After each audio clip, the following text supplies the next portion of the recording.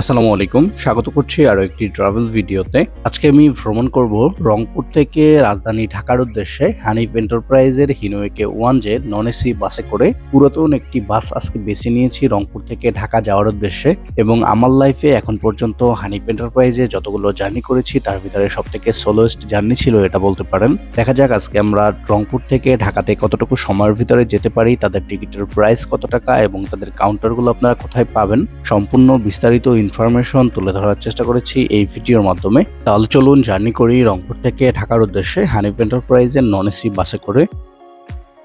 আমি এখন বর্তমানে অবস্থান করতেছি রংপুর কামারপাড়া বাস স্ট্যান্ডে। এখানে আসলে আপনার হানিফের দুটো কাউন্টার পেয়ে যাবেন, একটি এসি এবং একটি নন এসি। শুধুমাত্র ভলভো বি9 যারা টিকিট ক্রয় করবেন তাদের জন্য এই কাউন্টারটির ভিতরে বেশ কিছু সোফা সিস্টেম চেয়ার রয়েছে এবং কাউন্টারটি শীতাতপ নিয়ন্ত্রিত। এন্টারটেনমেন্ট পারপাসের জন্য একটি এলইডি মনিটর ইউজ করা হয়েছে। রংপুর ঢাকা ভলভো বি9 টিকিটের প্রাইস 1500 টাকা করে। আমাদের গাড়িটি নন এসি কাউন্টারের সামনে রয়েছে। গাড়িটি দেখে হয়তো আপনারা বুঝতে পারতেছেন বেশ পুরনো গাড়ি, কিন্তু এটি আমি যে বাসটিতে ভ্রমণ করেছি বাসটির রেজিস্ট্রেশন নাম্বার ছিল ঢাকা মেট্রো ব 148467। বাসের সিটিং পজিশনের কথা যদি আমি বলতে যাই, 2x2 ফাউন্ডেশনে সর্বমোট 40টি সিট ব্যবহার করা হয়েছে বাসটির ভিতরে। কোনো প্রকারের লেগ রেস্ট ইউজ করা হয়নি। আমার মতে লেগ রেস্ট ইউজ করলে ভালো হতো, যেহেতু এটি একটি লং রোড। নর্মালি সিটগুলোর কথা যদি আমি বলতে যাই, বেশ পরিমাণে সফট রয়েছে, সাইডে একটি হ্যান্ডবার রয়েছে এবং এই সিটগুলোতে বসে কিন্তু খুব কমফোর্টের সাথেই কিন্তু জার্নি করা যায়। তবে এই সিটগুলো কিন্তু অনেকটা পুরনো, 40 সিটের গাড়ি, সেই ক্ষেত্রে লেগ স্পেস কিন্তু মোটামুটি পরিমাণে পাবেন, অতটা ভালো আপনারা লেগ স্পেস পাবেন না। পিছনে ছোট একটি নেটের জালি রয়েছে যার ভিতরে আপনারা টিকিট রাখতে পারবেন। বাসের ভিতরে পর্যাপ্ত পরিমাণে ফ্যান এবং লাইটের ব্যবস্থা রয়েছে। এটা হচ্ছে গাড়িটির ড্যাশবোর্ড। গাড়িটি বেশ পুরনো কিন্তু দেখে বোঝা যাচ্ছে। আমাদের গাড়ি ছিল 12টা বাজে, সেই ক্ষেত্রে 12টা 10 মিনিটের দিকে আমাদের গাড়িটি কামারপাড়া বাস স্ট্যান্ড থেকে বের হলো।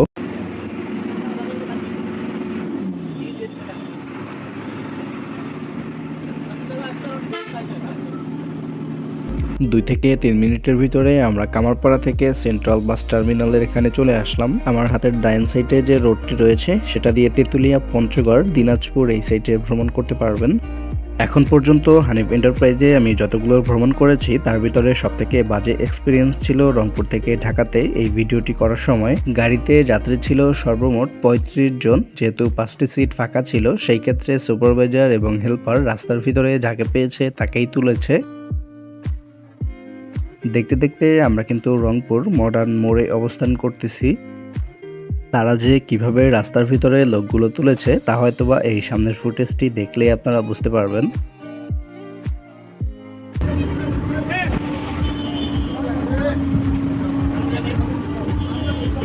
রংপুর ঢাকা রুটের ভিতরে নন এসি বাসের ভাড়া 800 টাকা। সেই ক্ষেত্রে তারা কিন্তু মডার্ন মোড় থেকে মাত্র 500 টাকা 400 টাকার বিনিময়ে ঢাকাতে লোক উঠাচ্ছিল। বাংলাদেশের এত বড় একটা বাস কোম্পানি, তার কাছ থেকে কখনোই এটা আমরা এক্সপেক্ট করি না। এক হিসেবে বাস কোম্পানির কোনো দোষ নাই এখানে, আবার এক হিসেবে অনেকটার দোষ রয়েছে। এখানে যে সুপারভাইজার তারপরে হেল্পার রয়েছে তারা কিন্তু সম্পূর্ণ দায়ভার এই কাজগুলোর জন্য। বাংলাদেশে প্রতিটি বাস কোম্পানি কিন্তু এভাবে রাস্তা থেকে লোক উঠিয়ে থাকে কম বেশ।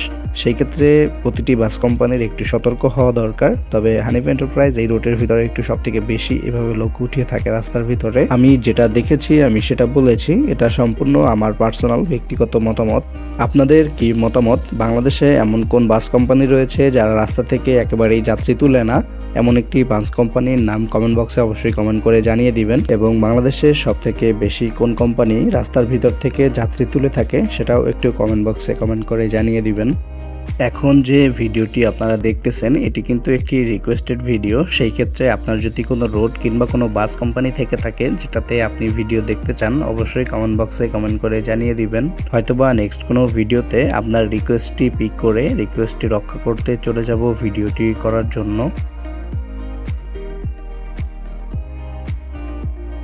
ঢাকা রংপুর রুটের ভিতরে কিন্তু 4 লেনের কাজ চলতেছে, তার জন্য এক সাইড বন্ধ রেখে আর এক সাইড থেকে কিন্তু গাড়ি চলাচল করতেছে।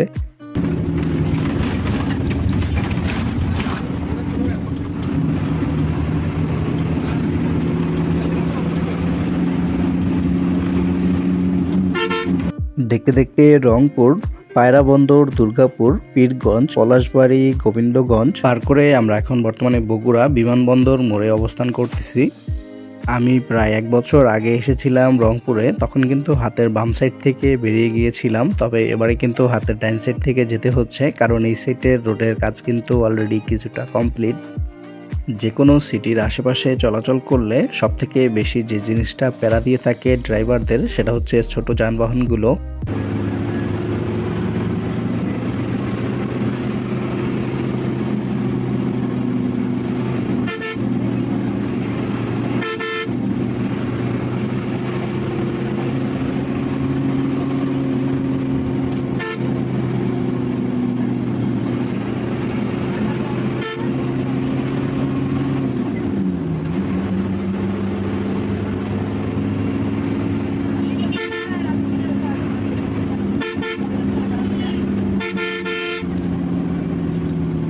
বিমানবন্দর মোড় পার করার কিছুক্ষণ পরে এরকম একটা বাস স্ট্যান্ডে এসে আমাদের গাড়িটি দাঁড়ালো। বাস স্ট্যান্ডটার নামটা আমি সঠিক বলতে পারতেছি না। তখন ঘড়িতে সময় 3টা বেজে 40 মিনিট। রংপুর থেকে বগুড়াতে আসতে আমাদের প্রায় সময় লাগলো 3 ঘন্টা 30 মিনিট। রংপুর থেকে বগুড়াতে আপনি যদি কোনো লোকাল বাসেও এসে থাকেন, আপনার সর্বোচ্চ সময় লাগবে 3 ঘন্টা। সেই ক্ষেত্রে আমি ডাইরেক্ট গাড়িতে আসার পরেও আমার সময় লাগলো 3 ঘন্টা 30 মিনিট। তারা এত পরিমাণে রাস্তার ভিতরে দাঁড়িয়েছে। রংপুর থেকে বগুড়া পর্যন্ত আমাদের গাড়ির সর্বোচ্চ স্পিড ছিল 65। আমি বলতেছি না যে আমাদের ড্রাইভার সাহেব রাস্তার ভিতরে রাফ ড্রাইভ করেছে কিংবা ইচ্ছাকৃতভাবে সে স্লো চালিয়েছে। তিনি যতটুকু স্পিড রাস্তার ভিতরে যেখানে দরকার হয়েছে উনি কিন্তু অতটুকু স্পিডই ওখানে ব্যবহার করেছে। সেক্ষেত্রে ওনার ড্রাইভিং নিয়ে আমার কোনো কমপ্লেন নেই।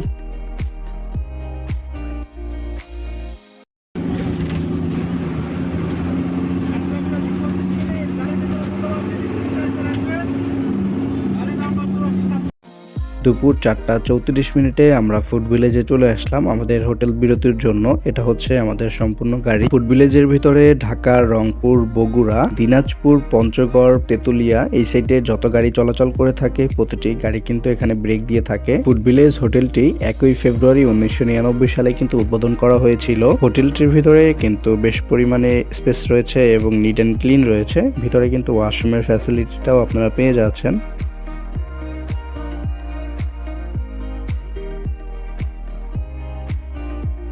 22 মিনিটের হোটেল বিরতি শেষ করে আমরা এখন আবারও ঢাকার উদ্দেশ্যে রওনা করলাম।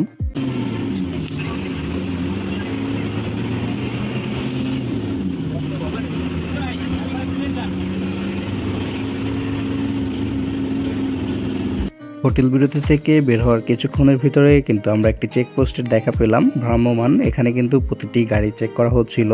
আমাদের গাড়িটিও কিন্তু চেক করা হয় এবং প্রতিটি পার্সনকে কিন্তু জিজ্ঞাসা করা হচ্ছিল যে কোথা থেকে এসেছি এবং কোথায় যাচ্ছি।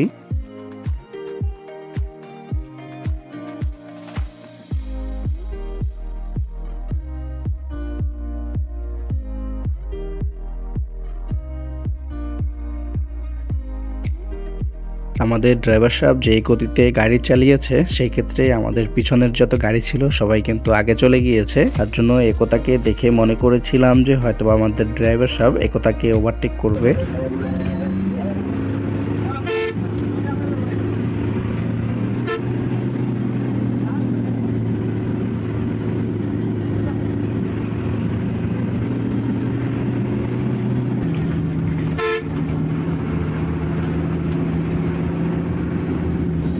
বিকাল 5টা 25 মিনিটে আমরা সিরাজগঞ্জ হাটিকুমরুলে অবস্থান করতেছি। হাতের সোজা গেলে পাবনা এবং হাতের ডান সাইডে চলে গেলে রাজশাহী, চাঁপাইনবাবগঞ্জ।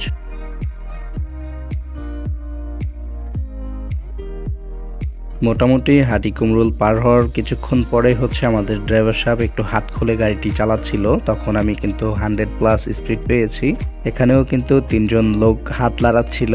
তো আমাদের হেল্পার সাহেব বলতেছিল ভাই 300 করে দেখেন নেওয়া যায় কিনা এখান থেকে। আমাদের গাড়ির স্পিডটি আমি হাতের বাম সাইডে শো করিয়ে দিব।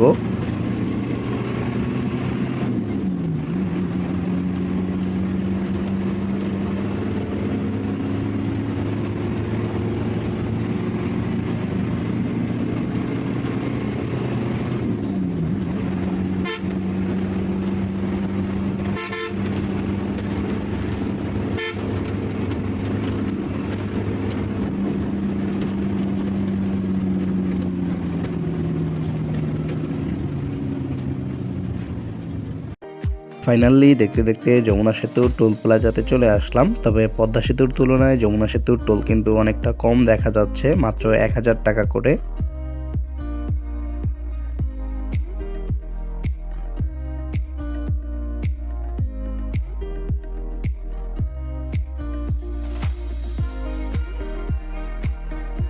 বাংলাদেশে যতগুলো সেতু রয়েছে প্রতিটি সেতু কিন্তু সবথেকে বেশি ক্ষতিগ্রস্ত হয় এই ওভারলোড ট্রাকগুলোর জন্য। ও কিন্তু সামনে উঠতে পারতেছিল না, তো সাইডও দিতে চাচ্ছিল না, তো অনেকক্ষণ হর্ন দেওয়ার পরে সাইড দেয় আমাদের।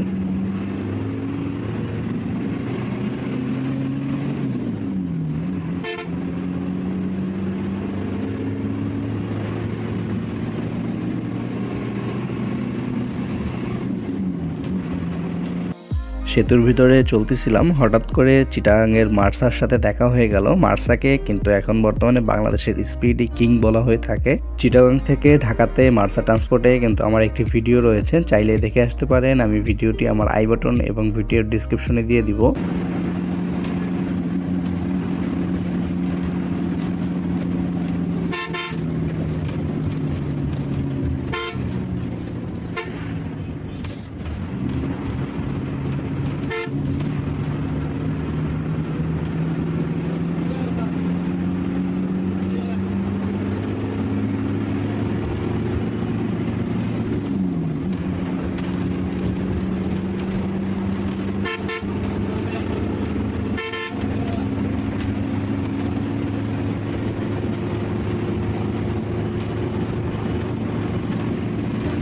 সেতু থেকে নামার কিছুক্ষণের ভিতরে কিন্তু একেবারে অন্ধকার হয়ে যায়। আমরা কিন্তু এখন বর্তমানে এলেঙ্গা পার করতেছি।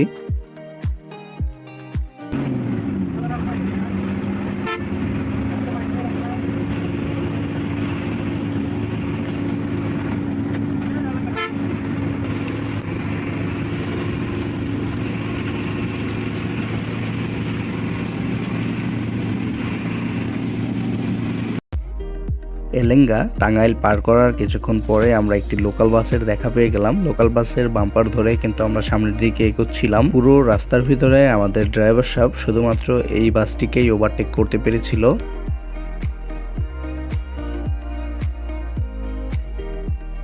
আমাদের গাড়িটি কিন্তু চন্দ্রা হয়ে গাজীপুর চৌরাস্তা দিয়ে আবদুল্লাপুর হয়ে গাবতলীতে চলে যাবে। সেই ক্ষেত্রে আমরা কিন্তু এখন বর্তমানে চন্দ্রা ফ্লাইওভারের উপরে উঠে গেলাম।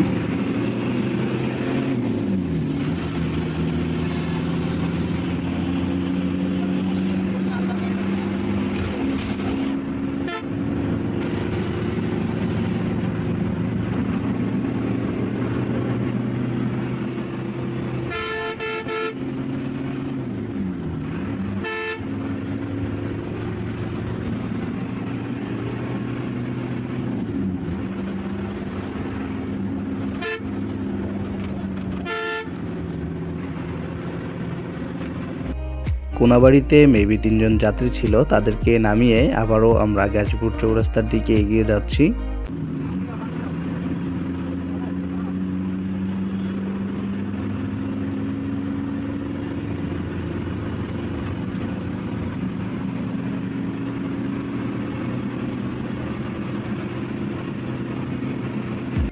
আটটা 21 মিনিটে গাজীপুর চৌরাস্তাতে এসে আমি পৌঁছালাম।